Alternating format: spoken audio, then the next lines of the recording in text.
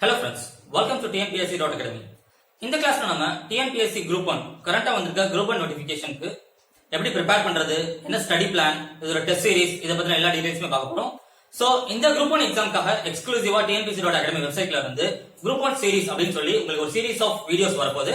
இந்த video classes எல்லாமே வந்து நம்மளோட ஜெனரல் ஸ்டடீஸ், நம்மளோட aptitude and reasoning, test attending method, இந்த மாதிரி எல்லாமே வந்து இந்த Group 1 எக்ஸாம்க்குள்ள எங்களோட யூடியூப் சேனல்ல வரும். அதோட டீடைல்ஸ் எல்லாமே இப்ப உங்களுக்கு கீழ இருக்கக்கூடிய கரெக்டா வந்துட்டு இருக்கக்கூடிய லிங்க்ல வந்து TNPSC.academy/group1 அப்படிங்கிற இந்த லிங்க்ல வந்து உங்களுக்கு எல்லாமே அப்டேட் ஆகும். சோ இதுல ரெகுலரா ஃபாலோ பண்ணுங்க. TNPSC Group 1 கோர்சஸ் எல்லாமே ஏற்கனவே நாங்க அப்டேட் பண்ணிருக்கோம். அதையும் வந்து இந்த லிங்க்ல இருக்கு, இதுல நீங்க ஃபாலோ பண்ணுங்க. இதோட வந்து மெயினா வந்து போஸ்டர் டெஸ்ட் சீரிஸ் ஒன்னு நாங்க லான்ச் பண்ண போறோம். சோ அதோட டீடைல்ஸ் எல்லாமே வந்து கீழ டிஸ்கிரிப்ஷன்ல இருக்கு. இப்போ நாம வந்து Group 1 எக்ஸாம் உடைய பிரிபரேஷன் ஸ்ட்ராட்டஜிக்கு போலாம்.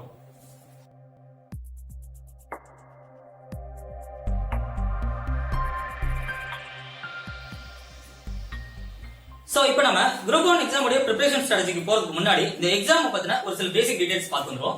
இந்த எக்ஸாம் பார்த்தோம் அப்படின்னா இதோட கரண்ட் நோட்டிபிகேஷன் வந்து அதாவது deputy collector, assistant commissioner in commercial tax office, deputy superintendent of police plus deputy register இந்த மாதிரியான போஸ்டுக்கு வந்து மொத்தம் 139 வேகன்சிக்கு வந்து TNPSC ல இருந்து அபிஷியலா ரிலீஸ் பண்ணிருக்காங்க. இந்த எக்ஸாமோட கரண்ட் நோட்டிபிகேஷன் வந்து 31/1/2019 வரைக்கும் கரண்டா லைவ்ல இருக்கு. சோ அந்த டேட்டுக்கு முன்னாடியே வந்து நீங்க போய் முதல்ல அப்ளை பண்ணிடுங்க.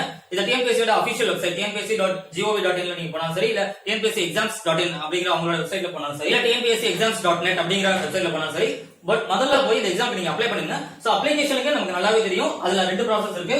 ஒன்னு ஒன் டைம் ரெஜிஸ்ட்ரேஷன், OTR அப்படின்னு சொல்லுவாங்க, ஒன் டைம் ரெஜிஸ்ட்ரேஷன். இன்னொன்னு வந்து எக்ஸாம் உடைய அப்ளிகேஷன். சோ இந்த டீடைல்ஸ், இந்த எக்ஸாம்க்கு எப்படி ஒன் டைம் ரெஜிஸ்ட்ரேஷன் பண்ணனும், எப்படி எக்ஸாம்க்கு ஜெனரலா அப்ளை பண்ணனும் அப்படிங்கிற எல்லாமே வந்து இதுக்கு முன்னாடி வந்து குரூப் 2 எக்ஸாம்க்கு வந்து ஒரு டெமோ வீடியோ போட்டுருக்கோம். நீங்க ஏதாவது டவுட்ஸ் இருந்தா நீங்க அதல பாத்துக்கோங்க.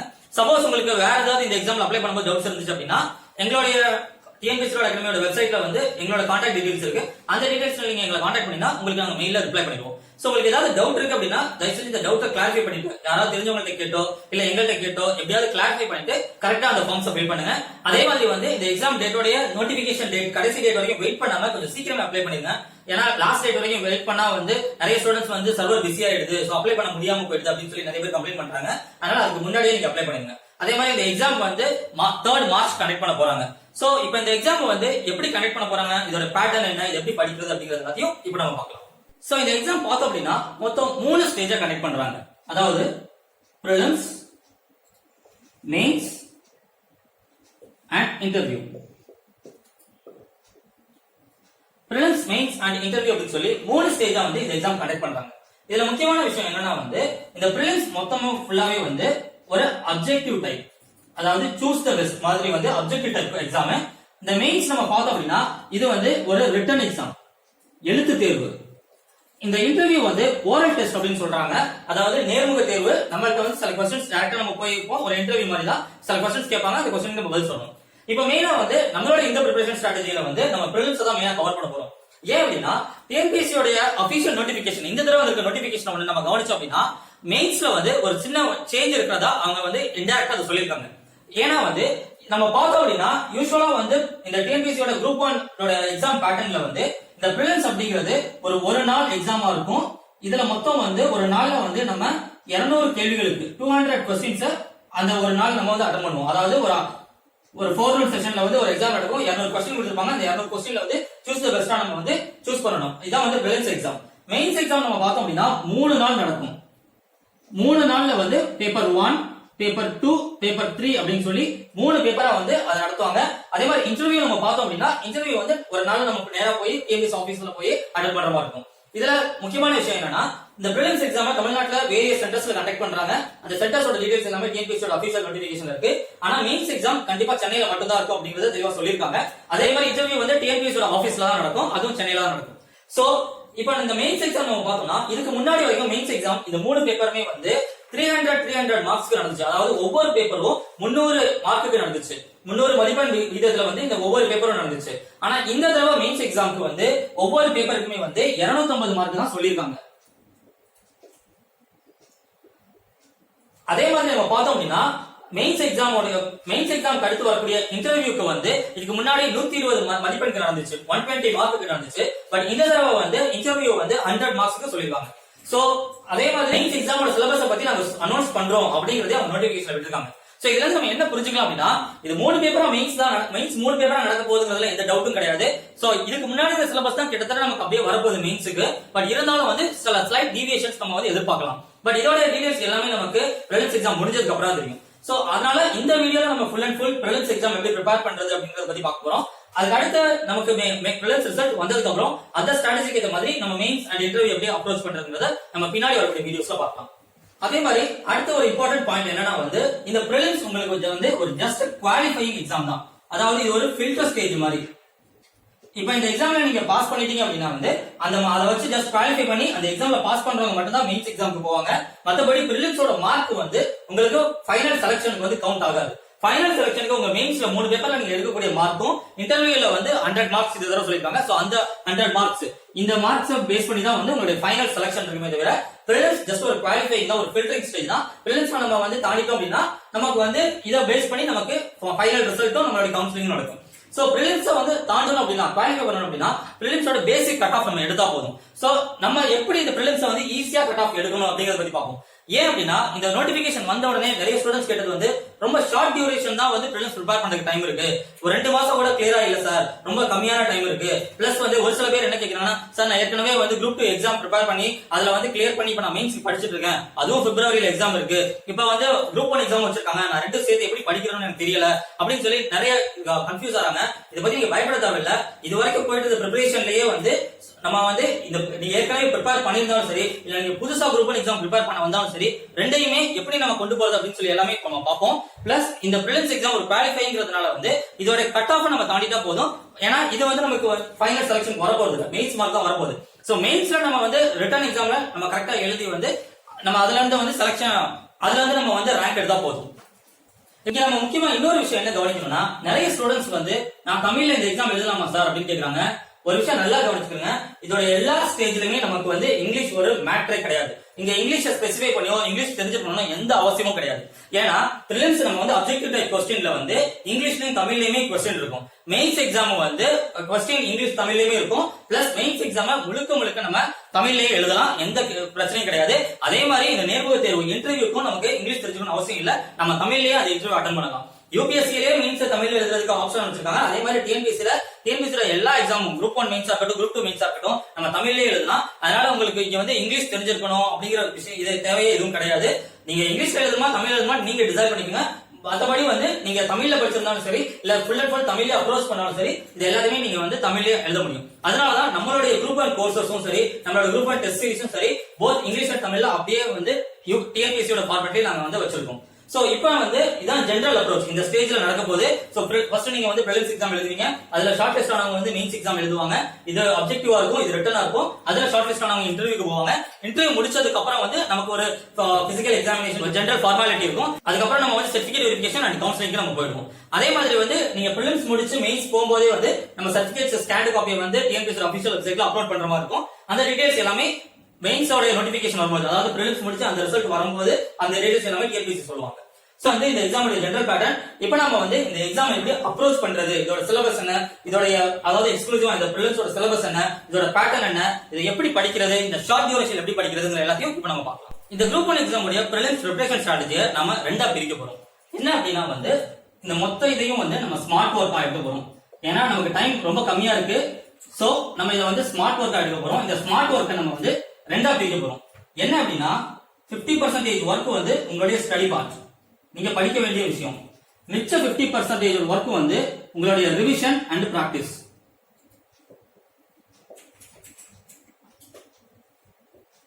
சோ மொத்த நம்மளுடைய ஸ்மார்ட் ஒர்க்ல இருக்கக்கூடிய 100% ஒர்க்கையும் வந்து இந்த 2 மாசத்துல வந்து இந்த 2 மாசத்துக்கு கம்மியா தான் இருக்கு. சோ இந்த டைம் பீரியட் நம்ம வந்து 50% நம்ம study part and revision and பிராக்டிஸ்க்கு கொடுக்க போறோம். ஏன் மெயினா இதை வந்து படிக்கிறது 50% தான், இந்த ரிவிஷனும் 50% தான் சொல்றேன் அப்படின்னா, நிறைய ஸ்டூடெண்ட்ஸ் பண்ற மிஸ்டேக் என்னன்னா எக்ஸாமோட கடைசி நாள் வரைக்கும், கடைசி நிமிஷம் வரைக்கும் ஆரம்பிச்சதுல இருந்து படிச்சுட்டே இருக்காங்க. சோ எக்ஸாம் ஹாலுக்கு போய் உட்கார்ந்துட்டாங்க அப்படின்னா ஃபர்ஸ்ட் நாள் என்ன படிச்சாங்கிறது ஞாபகம் இருக்க மாட்டேங்குது, கடைசி என்ன படிச்சாங்கிறது ஞாபகம் இருக்கு. இதுல என்ன நடக்குது அப்படின்னா, ஒரு பிரச்சனை படிக்கும் போது அந்த பிரச்சனை அவங்களுக்கு தெரியுது, அதுல அப்படியே ஆப்ஷன்ஸும் கரெக்டா தெரிஞ்ச மாதிரி இருக்கு. ஆனா இதுல எது ரொம்ப எக்ஸாக்டா கரெக்ட் ஆன்சர் சூஸ் பண்ணும்போது அவங்க ஒரு சில மிஸ்டேக்ஸ் பண்ணிடுறாங்க. சோ இதுக்கு இந்த இதை அவாய்ட் பண்ணணும்னா நம்ம என்ன பண்ணணும்னா நம்மளோட ரிவிஷனையும் நம்மளோட பிராக்டிஸையும் அதிகமா இன்க்ரீஸ் பண்ணணும்.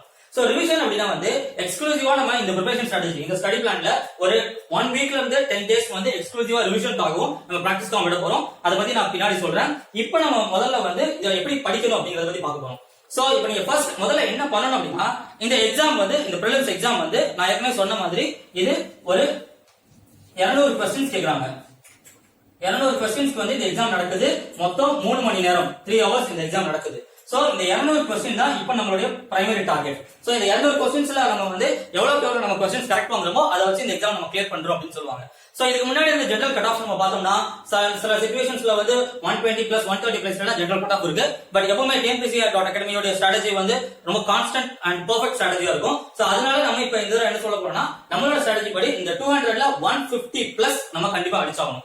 சோ இந்த 150 பிளஸ் நம்மளுடைய டார்கெட் அப்படின்னா இந்த 150 பிளஸ் எப்படி நம்ம இப்போ அச்சீவ் பண்ண போறோம்.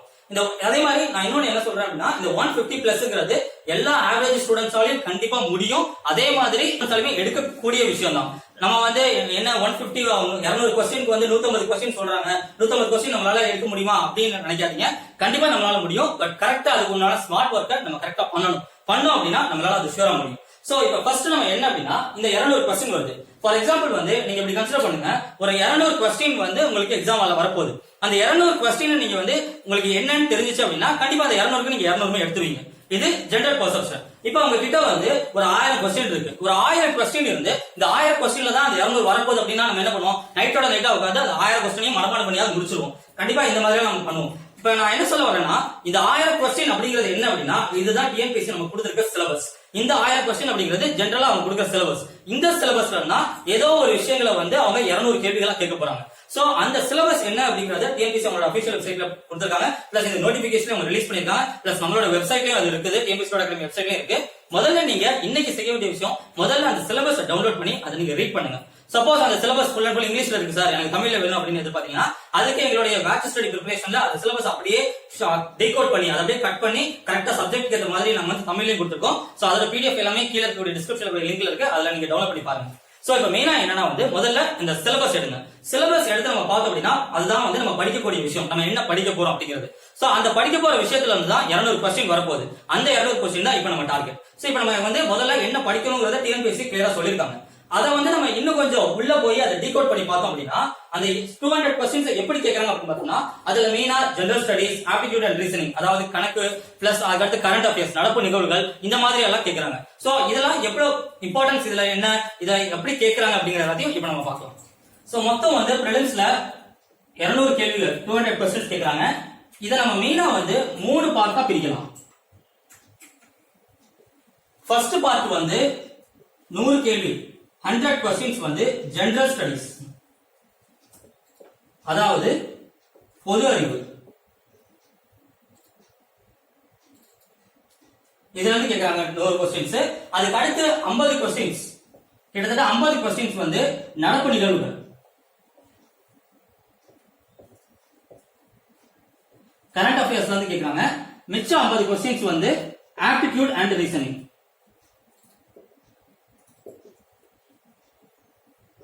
சோ இந்த ஆப்டிடியூட் அண்ட் ரீசனிங் உடைய ஏரியா கவர் பண்றதுக்காக தான் கான்ஸ்டன்டா உங்களுக்கு ஆப்சன்ட் ரீசனிங் கிளாसेस வந்து நம்மளோட யூடியூப் சேனல்ல வரப்போகுது. அதை நீங்க ரெகுலரா ஃபாலோ பண்ணீங்கனாலே இந்த ஆப்டிடியூட் ரீசனிங் நம்ம ஈஸியா அப்ரோச் பண்ண முடியும். இப்ப கரண்ட் அஃபேர்ஸ் உடைய இது எல்லாமே கரண்ட் அஃபேர்ஸ் இம்பார்ட்டன்ஸ் பார்த்தோம்னா இது கிட்டத்தட்ட 50 क्वेश्चंस கேக்குறாங்க. இந்த ஜெனரல் ஸ்டடீஸ் வந்து 100 क्वेश्चंस கேக்குறாங்க. நம்ம TNPSC நோட்டிபிகேஷன் பார்த்தோம் அப்படின்னா மொத்தம் கம்பைன் பண்ணி 150 questions aptitude and reasoning 50 questions அவங்க நோட்டிபிகேஷன்ல கொடுத்திருக்காங்க. பட் இருந்தாலும் TNPSC உடைய பாஸ்ட் क्वेश्चन பேப்பர்ஸ் அனலைஸ் பண்ணி நம்ம பார்த்தோம் அப்படின்னா இந்த 150 நம்ம பிரிச்சா வந்து 50 இங்க 100 சொல்லி நம்ம பிரிக்க முடியும். இப்போ இந்த 100 क्वेश्चन ஜெனரல் ஸ்டடீஸ்ல என்னென்ன கவர் பண்றாங்க அப்படின்னு நம்ம பார்த்தோம்னா மெயினா இருக்கக்கூடிய சப்ஜெக்ட்ஸ் இதுல என்னென்ன அப்படின்னு நம்ம பார்த்தோம்னா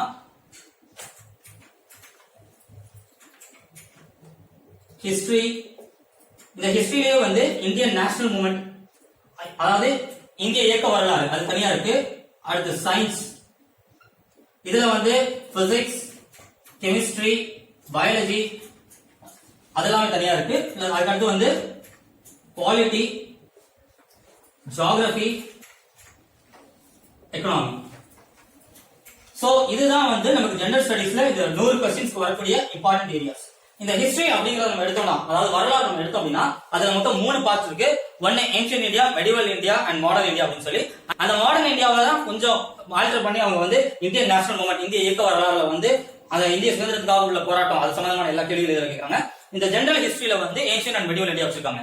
நம்ம குரூப் 2 எக்ஸாம்ஸ் பார்த்தோம் அப்படின்னா குரூப் 2 எக்ஸாம்ல ஏன்ஷியன்ட் இந்தியா அவ்வளவா கவர் பண்ணிருக்க மாட்டாங்க அவங்களோட சிலபஸ்லயே. பட் குரூப் 1க்கு ஸ்பெசிஃபிக்கா ஏன்ஷியன்ட் இந்தியா வந்து கவர் பண்ணிருக்காங்க. அதே மாதிரி சயின்ஸ் பார்த்தோம்னா பிசிக்ஸ், கெமிஸ்ட்ரி, பயாலஜி இது ஜெனரல் நம்ம எப்பயுமே படிக்கிறது தான். இது மத்த இது வந்து இந்திய ஆட்சி அமைப்பு, புவியியல் அண்ட் பொருளாதாரம் இது எல்லாமே வந்து ஜெனரல் ஸ்டடீஸ்ல வருது.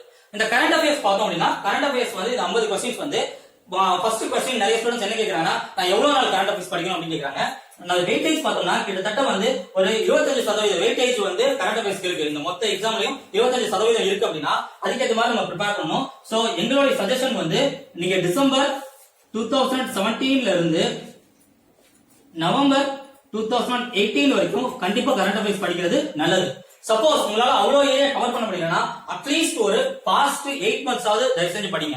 சப்போஸ் வந்து சார் நான் இப்பதான் ப்ரிப்பரேஷனுக்கே வர்றேன், நான் இது வரைக்கும் எனக்கு இதெல்லாம் என்னன்னே தெரியாது, நான் இப்பதான் காலேஜ் முடிச்சுட்டு வர்றேன் அப்படிங்கிற மாதிரி இருந்தீங்கன்னா வந்து தயவு செஞ்சு இந்த கரண்ட் அஃபேர்ஸ் இவ்வளவு தூரம் நீங்க படிக்க முடியலன்னா நீங்க எங்களுடைய கரண்ட் அஃபேர்ஸ் எல்லாமே வந்து எங்களுடைய டெஸ்ட்ல நாங்க ரிலீஸ் பண்றோம். அதுல எக்ஸ்க்ளூசிவா கரண்ட் அஃபேர்ஸ் டெஸ்டும் தனியா இருக்கு. அந்த கொஸ்டின்ஸாவது நீங்க ரிவைஸ் பண்ணிப்போங்க. ஏன்னா கரண்ட் அஃபேர்ஸ் வந்து குரூப் 1 எக்ஸாம் பொறுத்த வரைக்கும் நல்ல வெயிட்டேஜ்ல இருக்கு. அதுக்கடுத்து நம்ம இந்த ஆப்டிடியூட் அண்ட் ரீசனிங் கணக்குல வந்து என்னென்ன கேட்கறாங்கிறத அவங்க டேட்டாடேஷன், simplification, LCM, HCF, simple and compound interest இந்த மாதிரி நிறைய இது கொடுத்திருக்காங்க. அது எல்லாமே வந்து ஆப்டிடியூட் அண்ட் ரீசனிங்ல கவர் பண்றாங்க. சோ இதுதான் ஜெனரலா 200 கேள்விகளுக்கு அவங்க பிரிச்சு கேட்கக்கூடிய விஷயம். இதுல நம்ம மெயினா பார்த்தோம்னா இந்த 100 கொஸ்டின்ஸ் இன்னும் நல்லா பிரிச்சோம்னா இதுல இந்த ஹிஸ்டரி பார்ட் வந்து ரொம்ப இம்பார்ட்டன்ட், மேஜர் இம்பார்ட்டன்ட். நெக்ஸ்ட் வந்து இந்த சயின்ஸ் பார்ட், இது ரெண்டு தான் வந்து மேஜர் இம்பார்ட்டன்ஸா இருக்கு. இதுல தான் மேஜர் கொஸ்டின்ஸ் கவர் பண்றாங்க. அதுக்கு அடுத்து மத்த இம்பார்ட்டன்ஸ் எல்லாமே வரும். சோ இதெல்லாம் தான் வந்து டிஎன்பிசியோட அந்த பிரிலிம்ஸ் எக்ஸாம், குரூப் 1 பிரிலிம்ஸ் எக்ஸாம்ல கேக்குறாங்க. சோ இப்போ இங்க நம்ம மெயினா என்ன விஷயம் பார்க்கணும் அப்படின்னா வந்து நிறைய ஸ்டூடெண்ட்ஸ் கேக்குறது என்னன்னா வந்து ஒரு சில பேர் என்ன சொல்றாங்கன்னா சார் நான் ஏற்கனவே வந்து டிஎன்பிசி ப்ரிப்பேர் பண்ணிட்டு இருக்கேன், சோ நான் என்ன பண்ணணும் அப்படின்னு சொல்லி கேக்குறாங்க. இன்னும் ஒரு சில பேர் வந்து நான் இப்பதான் வந்திருக்கேன், நான் காலேஜ் முடிச்சு வந்திருக்கேன், இல்ல இப்பதான் வந்து நான் ஃப்ரெஷ்ஷா ப்ரிப்பேர் பண்ண வர்றேன், நான் என்ன பண்ணணும்னு கேக்குறாங்க. ஒரு விஷயம் நல்லா புரிஞ்சுக்கோங்க, ஒவ்வொரு ப்ரிப்பரேஷன் ஸ்ட்ராட்டஜி வந்து இதுதான் எல்லாத்துக்குமே ப்ரிப்பரேஷன் ஸ்ட்ராட்டஜி அப்படின்னு சொல்லி ஒரு ப்ரிப்பரேஷன் ஸ்ட்ராட்டஜி எதுவுமே ஃபுல் ப்ரூஃபா ஒரு சிஸ்டம் கிடையாது. ப்ரிப்பரேஷன் ஸ்ட்ராட்டஜிங்கிறது வந்து உங்களுக்கு அந்த ப்ரிப்பரேஷன் ஸ்ட்ராட்டஜி எப்படி பொருந்துங்கிறதா. நான் சொல்ற இந்த ப்ரிப்பரேஷன் ஸ்ட்ராட்டஜியே இப்போ ஃப்ரெஷ்ஷா ப்ரிப்பேர் பண்ண வர்றவங்களுக்கு ஒரு மாதிரி பொருந்தும், இதுக்கு முன்னாடி ஏற்கனவே ப்ரிப்பேர் பண்ணிட்டு இருந்தவங்களுக்கு வேற மாதிரி பொருந்தும். ஃபார் எக்ஸாம்பிள் நீங்க இதுக்கு முன்னாடி ஏற்கனவே ப்ரிப்பேர் பண்ணிட்டு தான் நான் இருக்கிறேன் அப்படின்னா உங்களோட அதிகமான கான்சென்ட்ரேஷனை நீங்க இந்த கரண்ட் அஃபேர்ஸ்க்கும் ஆப்டிடியூடும் கொடுங்க. ஏன்னா ஏற்கனவே டிஎன்பிஎஸ்சி எக்ஸாம்ஸ் அட்டன் பண்ணவங்களுக்கு தெரியும் இது ஜஸ்ட் ஒரு சாதாரண ஏரியா இருந்தாலும் நல்ல ஸ்கோர் பண்ற ஏரியா. அதே மாதிரி கரண்ட் அஃபேர்ஸ் வந்து நம்ம கான்ஸ்டன்டா நீங்க கண்டிப்பா ஃபாலோ பண்ணிருக்கீங்க. அதனால இது ரெண்டுக்கும் நீங்க கான்ஸ்டன்ட் இது கொடுங்க. பிளஸ் உங்களுடைய கடைசி ஒரு 2 வீக்ஸ்ல இல்ல 3 வீக்ஸ்ல இதை நீங்க ரிவைஸ் பண்ணிட்டு போனா கூட போதும். அதாவது யார் வந்து ஏற்கனவே டிஎன்பிஎஸ்சிக்கு வந்து ஒரு 6 months ஆவோ இல்ல 1 year ஆவோ இல்ல அதுக்கு மேலே ப்ரிப்பேர் பண்ணிட்டு இருக்கீங்களோ அவங்களுக்கு சொல்றேன். யார் இப்ப ஃப்ரெஷ்ஷா வந்து டிஎன்பிஎஸ்சிக்கு ப்ரிப்பேர் பண்ண வர்றீங்களோ நீங்க வந்து உங்களுடைய ஃபர்ஸ்ட் இம்பார்ட்டன்ஸ் வந்து ஹிஸ்டரி அண்ட் சயின்ஸ் கொடுங்க. அதோட சேர்த்து ஈக்குவல் இம்பார்ட்டன்ஸ் நீங்க வந்து கரண்ட் அஃபேர்ஸ் அண்ட் ஆப்டிடியூட் கொடுங்க.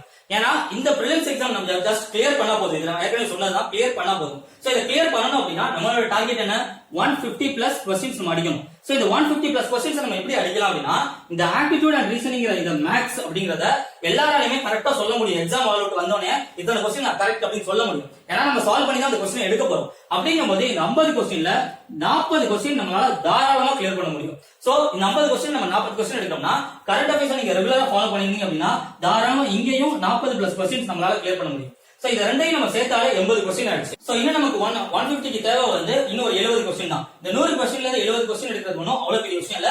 அதுவும் இந்த 150ங்கறத வந்து நான் ஹையஸ்ட் லிமிட்டா சொல்லிருக்கேன். 120 பிளஸ் 130 பிளஸ்க்கே நமக்கு வந்து பாசிபிலிட்டிஸ் இருக்கு. ஏன்னா வேகன்சி நமக்கு வந்து ஓரளவு பழைய குரூப் 1 எக்ஸாம்ஸ் கம்பேர் பண்ணும்போது கொஞ்சம் அதிகம் தான். சோ அது வந்து ஒரு 120 பிளஸ் 130 பிளஸ் நமக்கு டார்கெட் பண்ணாலே நம்ம கிளியர் பண்ண பாசிபிலிட்டிஸ் இருக்கு. பட் இருந்தாலும் ஒரு சேஃபர் சைடுக்காக தான் 150 பிளஸ்ங்க நான் சொல்றேன். சோ இப்ப இந்த வந்து பாசிபிலிட்டிஸ் நமக்கு இருக்கு அப்படின்னா அதனால நான் சொல்றேன் இப்ப ஏற்கனவே ப்ரிப்பேர் பண்ற ஸ்டூடெண்ட்ஸா இருந்தா உங்களோட கான்சென்ட்ரேஷனை நடப்பு நிகழ்வுகளுக்கும் கரண்ட் அஃபேர்ஸ்க்கும் ஆப்டிடியூடுக்கும் அதிகமா கொடுங்க. அதிகமா அந்த கான்சென்ட்ரேஷன் கொடுத்து இதுல இருந்து மேக்ஸிமம் 40 நான் சொல்றத வந்து 90 பிளஸ் ஓட நீங்க இது ரெண்டையும் சேர்த்து எடுக்க முடியும். அந்த மாதிரி அதிகமா இதை கான்சென்ட்ரேட் பண்ணுங்க. அதுக்கு அடுத்து இது ஏற்கனவே நீங்க படிச்சுட்டு தான் இருந்திருப்பீங்க. இதை நீங்க ஜஸ்ட் ரிவைஸ் பண்ணிட்டு போனாலே போதுமான அளவு இருக்கும். சப்போஸ் இப்பதான் நீங்க உள்ள வர்றீங்க அப்படின்னா இதுக்கு 50% டைம் பீரியடும் மிச்சம் 50% டைம் பீரியடும் இதுக்கு நீங்க ஒதுக்குங்க. அதாவது வந்து ஒரு நாளைக்கு நீங்க 6 மணி நேரம் ஒதுக்குறீங்க அப்படின்னா உங்களோட 6 மணி நேரத்துல வந்து அதாவது இப்ப ஃப்ரெஷ்ஷா நீங்க ப்ரிப்பேர் பண்ண வர்றீங்க ஒரு நாளைக்கு உங்களால ஒரு 6 மணி நேரம் இதுல இருந்து 8 மணி நேரம் ஒதுக்க முடியும் ஸ்டடிஸ்க்கு அப்படின்னா அப்படிப்பட்டவங்க வந்து ஒரு 3 மணி நேரத்துல இருந்து 4 மணி நேரம் ஜெனரல் ஸ்டடிஸ்க்காகவும் மிச்சம் இருக்கக்கூடிய டைம் வந்து அட்லீஸ்ட் வந்து ஒரு 3 மணி நேரமாச்சும் நம்ம கரண்ட் அஃபேர்ஸ் அண்ட் ஆப்டிடியூடுக்கு ஒதுக்குற மாதிரி பண்ணுங்க. அதே மாதிரி நீங்க எந்த லெவல் ஆஃப் ப்ரிப்பரேஷன் இருந்தாலும் தயவு செஞ்சு ஆப்டிடியூட் அண்ட் ரீசனிங் வந்து ஒரு டெய்லி பிராக்டிஸ் ஆவீங்க. ஆப்டிடியூட் ரீசனிங் ஜஸ்ட் வந்து ஒரு ஃபார்முலா படிச்சுட்டு போயோ இல்ல ஃபார்முலா ரீட் பண்ணிட்டு போயோ இல்ல மனப்பாடம் பண்ணிட்டு போயோ எழுதுற விஷயம் கிடையாது. இதை நம்ம போட்டு பார்த்து பிராக்டிஸ் பண்ணி எழுதுற விஷயம். அதுக்காக தான் இந்த ஆப்டிடியூட் அண்ட் ரீசனிங்காக ஸ்பெஷல் வீடியோஸ் வந்து நம்மளோட யூடியூப் சேனல்ல விடுறோம். சோ அந்த வீடியோஸ் ஃபாலோ பண்ணுங்க. ஃபாலோ பண்ணி நீங்க உங்களுக்கு கொஸ்டின்ஸ் நீங்களே எடுத்து சால்வ் பண்ணி பாருங்க. சால்வ் பண்ணி அந்த பிராக்டிஸ் பண்ணுங்க. இதை டெய்லி பிராக்டிஸா வச்சுக்கோங்க. அதே மாதிரி ஆப்டிடியூட் ரீசனிங் நம்ம பார்த்தோம் அப்படின்னா மொத்தமே வந்து டிஎன்பிஎஸ்சி ஒரு 12 டாபிக்ஸ் கிட்ட தான் கேக்குறாங்க. சோ ஒரு 2 நாளைக்கு நம்ம ஒரு டாபிக் எடுத்தா கூட ஒரு 24 நாள்ல வந்து நம்மளால இந்த டோட்டல் ஆப்டிடியூட் ரீசனிங் வந்து சால்வ் பண்ண முடியும். வந்து இப்ப ஃப்ரெஷ்ஷா ப்ரிப்பேர் பண்றீங்க அப்படின்னா உங்களோட 50% ஒர்க்க வந்து ஜெனரல் ஸ்டடீஸ்க்காகவும் மிச்சம் 50% ஒர்க்க இந்த ஏரியாக்காகவும் ஒதுங்க. சப்போஸ் ஒரு சில பேர் வந்து சார் நான் வந்து இத ஒர்க்கிங்ல இருக்கேன், நான் ஏற்கனவே ஒரு பிரைவேட் ஜாப்ல இருக்கேன் இல்ல ஏதாவது கவர்மெண்ட் ஜாப்ல இருக்கேன், இப்ப நான் எப்படி படிக்கணும் அப்படின்னு கேட்டீங்கன்னா அப்படிப்பட்டவங்க உங்களோட அதிகமான கான்சென்ட்ரேஷன் ஆப்டிடியூட் அண்ட் ரீசனிங்க்கும் ஜெனரல் ஸ்டடீஸ்க்கு விடுங்க. கரண்ட் அஃபேர்ஸ்க்கு கொஞ்சம் கம்மியான கான்சென்ட்ரேஷன் விடுங்க. ஏன்னு கேட்டா வந்து இந்த ஆப்டிடியூட் ரீசனிங் வந்து 50 கொஸ்டின்ஸ் வந்து ஏற்கனவே ஒர்க்கிங் பர்சன்ஸ் இருந்தாலும் கொஞ்சம் டைம் பீரியட் ஸ்பெண்ட் பண்ணாலே இதுல நம்ம வந்து தரவாயிட முடியும். ஆனா கரண்ட் அஃபேர்ஸ்ங்கிறது வாஸ்ட் ஏரியா ப்ரிப்பேர் பண்ணணும். அந்த சமயம் அதுக்கு பதிலா இந்த வாஸ்ட் ஏரியாவை ப்ரிப்பேர் பண்ணோம் அப்படின்னா நம்மளால இங்க 100 கொஸ்டின்ஸ் அதனால அதிகமா நம்மளால ஸ்கோர் பண்ண முடியும். ஏன் இதை மெயினா வந்து ஒர்க்கிங் பீப்புள்ஸ்க்கு சொல்றேன்னா ஒர்க்கிங் பீப்புள்ஸ்க்கு நமக்கு படிக்கிற டைமே ரொம்ப கம்மியா தான் கிடைக்கும். சோ அந்த டைம்ல நம்ம எவ்வளவு தூரம் மேக்ஸிமம் கொஸ்டின்ஸ் டார்கெட் பண்றது அப்படிங்கறத நம்ம பார்க்க முடியும். அதே மாதிரி ஜெனரல் ஸ்டடீஸ் வந்தா அதுல பிரைமரி இம்பார்ட்டன்ஸ் வந்து history and Indian national movement, அதுக்கு அடுத்து சயின்ஸ், இதுக்கு போக மத்த இது எல்லாமே நீங்க பின்னாடி வந்து மத்த இது எல்லாத்தையுமே வந்து பாலிட்டி, ஜியோகிராஃபி, அதாவது இந்திய ஆட்சி அமைப்பு, புவியியல், பொருளாதாரம், இது எல்லாத்தையுமே அதுக்கு அடுத்து ப்ரிப்பேர் பண்ணுங்க. இது வந்து இதான் நம்ம ஜெனரல் அப்ரோச் பண்ணலாம், எப்படி இந்த எக்ஸாமை வந்து எப்படி இந்த ஸ்டடி பிளான நம்ம அப்ரோச் பண்ண போறோம் அப்படின்னு சொல்லி. இப்ப இது அடுத்த முக்கியமான விஷயம் என்னன்னா அடுத்து நமக்கு என்ன கொஸ்டின் ரைஸ் ஆகும்னா இப்ப நான் எதுல படிக்கிறது, எந்த ஸ்டடி மெட்டீரியல் வந்து படிக்கிறது அப்படின்னு சொல்லி கொஸ்டின் ரைஸ் ஆகும். இதுக்கு நான் என்ன சொல்றேன்னா டிஎன்பிஎஸ்சி அகாடமி ரெகுலரா ஃபாலோ பண்ணவங்களுக்கு தெரியும், நம்ம எப்பவுமே சமச்சீர் மட்டும்தான் நம்ம கான்சென்ட்ரேட் பண்ணுவோம். சோ சமச்சீர் புக்ஸ்ல தான் நம்ம மெயினா ப்ரிப்பேர் பண்ண போறோம். அதே மாதிரி இந்த குரூப்போட ப்ரிப்பரேஷன் மெத்தடாலஜியும் சரி, இந்த குரூப்போட கோர்சஸும் சமச்சீர் பேஸ் பண்ணி ஆல்ரெடி எங்களோட வெப்சைட்ல நாங்க லான்ச் பண்ணிருக்கோம். அதை நீங்க பார்த்தாலே தெரியும். இப்ப மெயினா எல்லாருக்கும் என்ன கொஸ்டின் வருதுன்னா சார் சமச்சீர்ல வந்து அவங்க சில புக்ஸை மாத்திட்டாங்க, சிலபஸ் மாத்திட்டாங்க, அப்ப நான் வந்து புது சமச்சீர் படிக்கணுமா அப்படின்னு சொல்லி சில பேர் கேட்பீங்க. சமச்சீர்ல வந்து 6th, 9th and 11th இந்த 3 வருஷம் தான் வந்து இப்ப கரண்டா இப்ப வரைக்கும் வந்து 6வது, 9வது, 11ஆம் வகுப்பு இந்த 3 வகுப்புக்கு தான் வந்து சிலபஸ் மாத்திருக்காங்க. அந்த சிலபஸ் நாங்க எடுத்து பார்த்துட்டோம். பட் அதுல நம்ம கவனிச்சோம் அப்படின்னா வந்து ஒரு சில பாயிண்ட்ஸ் தான் வந்து இன்டர்சேஞ்ச் ஆகுதே தவிர வந்து அந்த ஏரியா ஆஃப் கவரேஜ் எதை கவர் பண்றாங்கிறது முன்ன பின்ன மாறதே தவிர அந்த ஓவராலா வந்து மேஜர் சேஞ்சஸ் எல்லாம் வந்து அவ்வளவா வரல. அதோட அப்ரோச் அவங்க மாத்திருக்காங்க. ஸ்கூல் ஸ்டூடெண்ட்ஸ்க்கு ஏத்த மாதிரி அது அவங்களுக்கு படிக்கிற மாதிரி அவங்க மாத்திருக்காங்க. மத்தபடி நம்மளுடைய ஓல்டு சமச்சீர்ல இருக்கக்கூடிய விஷயங்கள் வந்து அது அப்படியே தான் இருக்கு. அதே மாதிரி இன்னொரு முக்கியமான விஷயம் என்னன்னா டிஎன்பிஎஸ்சி அவங்களோட சிலபஸ் எதையுமே மாத்தல. டிஎன்பிஎஸ்சியோட ப்ரிலிம்ஸ் சிலபஸ் நம்ம இப்ப எடுத்து பார்த்தோம் அப்படின்னா இந்த நோட்டிபிகேஷன்ல விட்டுருக்க 2 சிலபஸும் நமக்கு இதுக்கு முன்னாடி இந்த சிலபஸும் எக்ஸாக்டா சேம் சிலபஸ் தான். ப்ரிலிம்ஸோட சிலபஸ்ல எந்த சேஞ்சும் இல்ல. சோ சமச்சீர புக்ஸ் சிலபஸ் மாத்துறதுக்காக நம்ம உடனே வந்து நியூ சமச்சீருக்கு ஓடி போக தேவையில்ல. நம்ம வந்து டிஎன்பிஎஸ்சியோட சிலபஸ் அதே தான் இருக்கு.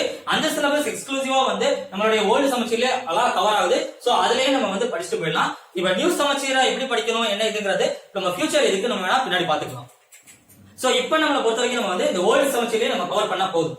சப்போஸ் லாங் டைமா நான் டிஎன்பிஎஸ்சி ப்ரிப்பேர் பண்றேன், நான் ஓல்டு சமச்சீரை ஃபுல்லா படிச்சு கரைச்சு குடிச்சிட்டேன் அப்படிங்கிறவங்க உங்களுக்கு அதுக்கு மேல டைம் இருந்துச்சு அப்படின்னா நீங்க நியூ சமச்சீர் வேணா போய் பாருங்க. பட் எங்களோட சஜஷன் நம்ம இப்போதைக்கு ப்ரிப்பரேஷனுக்கு அதுவும் ஷார்ட் டைம் இருக்கிறதுனால நம்ம ஓல்டு சமச்சீர் மட்டும் ஸ்டிக் பண்ணிட்டோம்னா இதுவே நமக்கு தாராளமா இருக்கும்.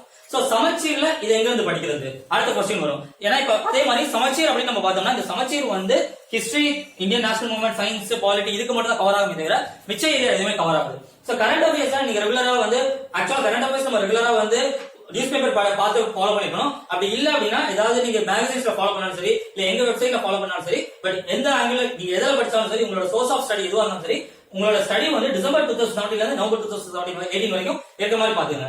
ஆப்டிடியூட் ரீசனிங்க்கு நாங்க யூசுவலா சஜஸ்ட் பண்றது வந்து அப்ஜெக்டிவ் அரித்மெட்டிக்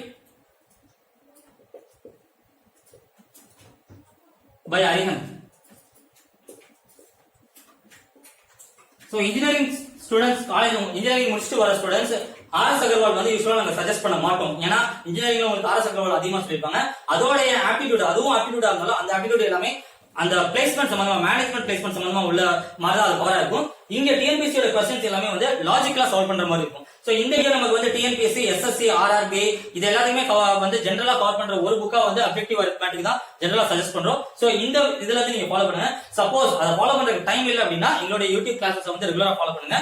இதுல வந்து நம்ம டிஎன்பிஎஸ்சியோட group and old question solve பண்ண வீடியோஸும் வரப்போது அதையும் ரெகுலரா ஃபாலோ பண்ணுங்க. பட் பெட்டர் வந்து இந்த இதுல இருக்கக்கூடிய லெவல் 1 நீங்க வந்து கான்ஸ்டன்டா ஃபாலோ பண்ணிருந்தீங்கனால செலக்டிவா இருக்கக்கூடியதை ஃபாலோ பண்ணாலே போதும். ஏன்னா வந்து இந்த புக்ல வந்து எனார்மஸா நிறைய சிலபஸ் கொடுத்திருப்பாங்க. பட் நமக்கு இங்க ஆப்ஸ்ல வந்து ஒரு 12 டாபிக்ஸ் கிட்ட வரும்போது அதை மட்டும் நீங்க செலக்டிவா இதுல அந்த புக்ல இருந்து ஃபாலோ பண்ணீங்கன்னா உங்களுக்கு ஈஸியா இருக்கும்.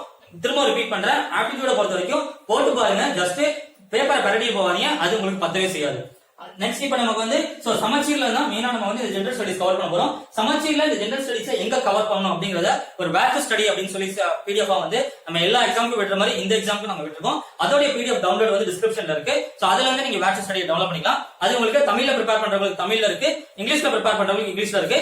அது பேஸ் பண்ண கோர்சஸ் ஜெனரல் ஸ்டடிஸோட இங்கிலீஷ் கோர்சஸ் அண்ட் ஜெனரல் ஸ்டடிஸோட தமிழ் கோர்சஸும் நம்மளோட வெப்சைட்ஸ்ல இருக்கு. அதுல நீங்க ஃபாலோ பண்ணுங்க. இப்ப நீங்க பாத்துட்டு இருக்கிறது வந்து நம்மளோட பேட்ச் ஸ்டடி பிடிஎஃப் பாத்துட்டு இருக்கீங்க. இதுல நம்ம மெயினா பார்த்தோம் அப்படின்னா நான் ஏற்கனவே சொல்லியிருக்கேன், குரூப் 1 எக்ஸாம் பொறுத்த வரைக்கும் வந்து ஏன்ஷியன்ட் இந்தியா வந்து ஒரு பார்ட்டா இருக்கும். குரூப் 2ல நம்ம படிச்சிருக்க மாட்டோம். பட் இங்க ஏன்ஷியன்ட் இந்தியா வந்து குரூப் 1ல கேக்குறாங்க. சோ ஏன்ஷியன்ட் இந்தியா வந்து இதுல ஒரு எக்ஸ்க்ளூசிவ் பார்ட்டா வருது. பார்த்தோம்னா ஹிஸ்டரியை பொறுத்த வரைக்கும் வந்து அவங்க மாடர்ன் இந்தியாவை வந்து ஹிஸ்டரியோட கடைசி பார்ட்டாவும் பிளஸ் வந்து இந்தியன் நேஷனல் மூவ்மெண்ட், இந்திய இயக்க வரலாறு அப்படின்னு சொல்லி ரெண்டா பிரிச்சு சொல்லிருக்காங்க. பட் அது ஒண்ணு கிடையாது, மாடர்ன் இந்தியா வந்து மொத்த இதுதான் பிரிச்சிருக்காங்க. பார்த்தோம் அப்படின்னா ஐரோப்பியர்கள் வருகையில இருந்து, அதாவது யூரோப்பியன்ஸோட இன்வேஷன்ல இருந்து பிளஸ் நம்மளுடைய 1947 நம்மளுடைய அதாவது 1950 நம்மளுடைய கான்ஸ்டிடியூஷன் வர்ற வரைக்குமே இருக்கக்கூடிய இந்த மாடர்ன் இந்தியாவை தான் மொத்தமா அவங்க வந்து இந்தியன் நேஷனல் மூவ்மெண்ட் தனியாவும் பிளஸ் வரலாறுடைய கடைசி பார்ட் கொஞ்சமா பிரிச்சிருக்காங்க. பட் நம்ம அதோட ப்ரிப்பரேஷனுக்கு அது எல்லாமே கம்பைண்டா தான் நம்ம படிக்க போறோம். ஏன்னா நம்ம ஈஸியா படிக்கணும் அப்படிங்கிற ஒரு ஃப்ளோல வந்து கண்டினியூஸா தான் படிக்க போறோம். ஆனா ஹிஸ்டரிக்கு அடுத்த இம்பார்ட்டன்ஸ் நமக்கு வந்து சயின்ஸ்ல தான் அதிகமான क्वेश्चंस வருது. இது ரெண்டுக்கு அடுத்து தான் நமக்கு வந்து இந்த ரெண்டுக்கு அப்புறம் வந்து பாலிட்டி அப்ப இம்பார்ட்டன்ஸ் வச்சுக்கோங்க. அப்புறம் ஃபைனலா வந்து ஜியோகிராஃபி அண்ட் எகனாமிக் இம்பார்ட்டன்ஸ் வைங்க. இப்போ நம்ம இந்த வேல்யூ ஸ்டடி பிடிஎஃப் பார்த்தோம். சோ இந்த வேல்யூ ஸ்டடி பிடிஎஃப் டவுன்லோட் கீழ இருக்கு, அதுல நீங்க டவுன்லோட் பண்ணிக்கோங்க. இந்த வேல்யூ ஸ்டடி பேஸ் பண்ணி நீங்க கான்ஸ்டன்டா ப்ரிப்பேர் பண்ணிட்டே போனீங்க அப்படின்னா இந்த டோட்டல் சிலபஸை உங்களால கம்ப்ளீட் பண்ண முடியும். சோ நான் திரும்ப ரிப்பீட் பண்றேன், இந்த வேல்யூ ஸ்டடில நாங்க கொடுத்திருக்கிறது வந்து உங்களுக்கு இந்த ஜெனரல் ஸ்டடிஸ் மட்டும் தான். சோ இது ஜெனரல் ஸ்டடிஸ் நான் என்ன சொன்னேன், இது 1 பார்ட் தான். ஏன்னா 100 क्वेश्चंस தான். அடுத்து இருக்கக்கூடிய 50 क्वेश्चंसக்கு கரண்ட் அஃபேர்ஸ் அதை ரெகுலரா ஃபாலோ பண்ண சொல்லிருக்கேன். பிளஸ் ஆப்டிட்யூட் அண்ட் ரீசனிங் அதை ரெகுலரா ஃபாலோ பண்ண சொல்லிருக்கேன். சோ நீங்க என்ன பண்ணுங்க, உங்களுடைய 1 டே ஆஃப் வொர்க் அதுக்கு ஏத்த மாதிரி ஸ்ப்ளிட் பண்ணி உங்களோட டைம் பீரியட் ஒதுக்குங்க. சில பேர் என்ன பண்ணுவாங்க அப்படின்னா வந்து நான் ஃபர்ஸ்ட் ஒரு 10 நாள் ஃபுல்லா இல்ல ஃபர்ஸ்ட் ஒரு 1 மந்த் ஃபுல்லா நான் ஜெனரல் ஸ்டடிஸ் படிக்கிறேன் சார், கடைசியில அதுக்கப்புறம் நான் வந்து கரண்ட் அஃபேர்ஸும் ஆப்ஸ் படிக்கிறேன் சார் அப்படிம்பாங்க. அது உங்களோட இஷ்டம், உங்களுக்கு எப்படி ஒத்து வருதோ அது மாதிரி படிங்க, அது ஒன்றும் ப்ராப்ளம் கிடையாது. பட் தயவு செஞ்சு கடைசியில நான் சொன்ன பாத்தீங்களா அந்த ரிவிஷன், அந்த பிராக்டிஸ் அண்ட் ரிவிஷன், அந்த பிராக்டிஸ் அண்ட் ரிவிஷன்ல வந்து இது எல்லாத்தையும் கம்பைண்டா நீங்க படிச்சுட்டு போற மாதிரி பாருங்க. ஏன் அப்படி சொல்றேன் அப்படின்னா நம்ம எக்ஸாம்ல உட்கார்ந்து மொத்தமா தான் எல்லா கொஸ்டினையும் அப்ரோச் பண்ண போறோம். அப்போ வந்து மேல ஒரு கொஸ்டின் எக்கனாமில இருக்கும், அடுத்த ஒரு கொஸ்டின் வந்து பொறியியல்ல இருக்கும், அடுத்த ஒரு கொஸ்டின் வந்து இந்திய ஆட்சி அமைப்புல இருக்கும். அதாவது ஒரு கொஸ்டின் வந்து எக்கனாமில, அடுத்து வந்து ஜியோகிராஃபில, அடுத்து பாலிட்டில இருந்துச்சுன்னா நம்ம அங்க வந்து அடுத்தடுத்து நம்ம வந்து நம்மளோட மைண்ட் அடுத்தடுத்து இதை ப்ராசஸ் பண்ணுவோம். அப்பதான் நம்ம வந்து இது எல்லாத்தையும் கம்பைண்டா ஒரு ரெகுலர் இதா படிச்சிருந்தோம்னா தான் நம்மளால அதை ஈஸியா பாஸ் பண்ண, ஈஸியா அதை வந்து அந்த கொஸ்டின்ஸ் அப்ரோச் பண்ண முடியும். அதே மாதிரி அதுக்கு ஏற்ற மாதிரி நம்ம பிராக்டிஸ் பண்ணிட்டு போகணும்.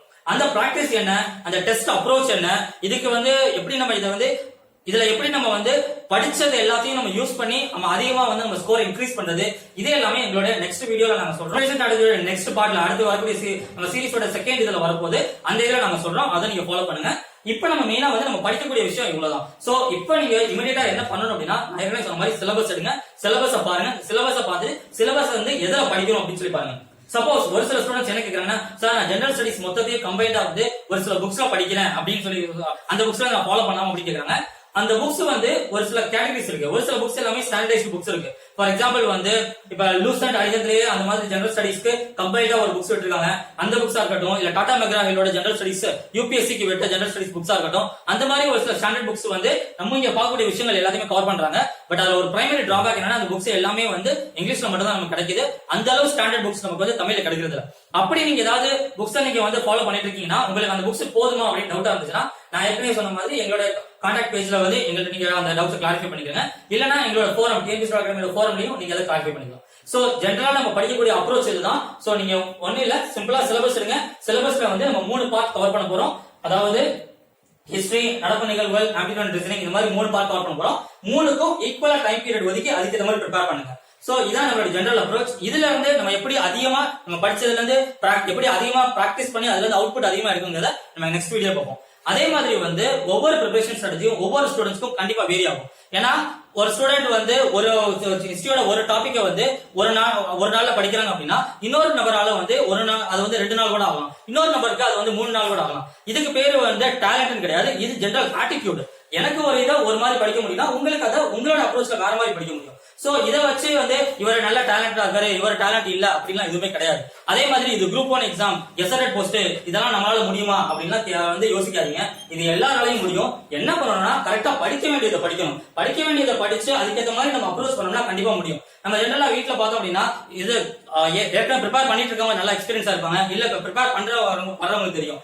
என்னப்பா பண்ற அப்படின்னு வீட்டுல கேட்டோன்னே வந்து குரூப் 1 அப்ளை பண்ணிருக்கேன் அப்படின்னு குரூப் 1 அப்ளை பண்ணி ஒரு 2 மாசம் ஆயிருக்கும். அந்த எக்ஸாம் ரிசல்ட்ஸ் தான் எழுதிட்டு இருப்போம். உடனே வீட்டுல சும்மா இருந்தாலும் சுத்தி இருக்கவங்க சும்மா இருக்க மாட்டாங்க. என்னப்பா கலெக்ட் ஆயிட்டியா அப்படின்னு சொல்லி நக்கலா கேட்பாங்க. ஆனா இந்த எக்ஸாம் ப்ராசஸே பார்த்தோம்னா 1 இயர் ப்ராசஸ். ஆனா அவங்களுக்கு அது தெரியாது. ஆனா உடனே நம்ம வந்து உடனே கலெக்ட் ஆயிடணும், உடனே வந்துடணும் அப்படின்னு சொல்லி கேட்பாங்க.